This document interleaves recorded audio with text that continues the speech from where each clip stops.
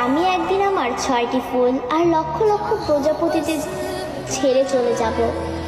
এমন একটা দিন আসবে যেদিন আর্মিদের মাঝে সকালে ঘুম থেকে উঠে আর্মিরা ফোন হাতে নিয়ে মনে পড়বে যে আজ বিটিএস এর লাস্ট কনসার্ট বা আজ তাদের ডিসব্যান্ড হওয়ার দিন। আর্মিরা আমাদের 7 রাজাকে হারাবো। সত্যিই তো বিটিএসরা আমাদের ছেড়ে চলে যাবে।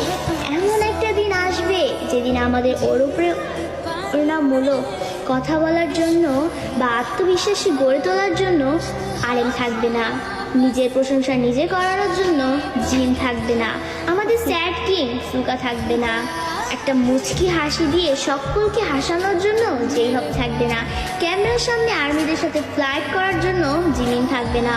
হয়তো এমন একটা দিন আসবে যেদিন আর্মিদের পাগলামো করে হাসানোর জন্য তেইয়াং থাকবে না।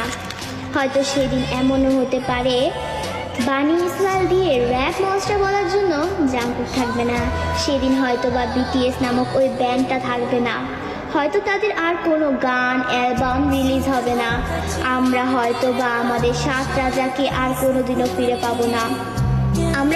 আমরা আর্মিরাই চাই না যে আমাদের প্রাণপ্রিয় বিটিএস 2027 সালে ডিসব্যান্ড হয়ে যাক, কিন্তু 2027 সালেই হোক বা 2034 সালেই হোক, একদিন না একদিন তাদের সব কিছু ছেড়ে চলে যেতে হবে।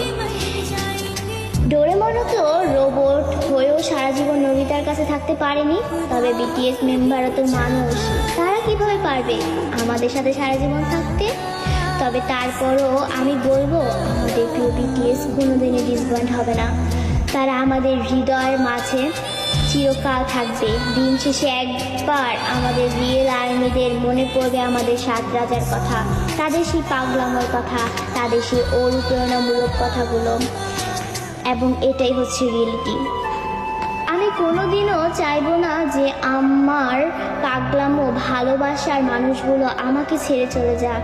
তাই আমি কাছে দোয়া করি যে সৃষ্টিকর্তা যেন আমাদের প্রিয় 7 রাজাকে কোনো দিনও আমাদের থেকে দূরে না সরায়।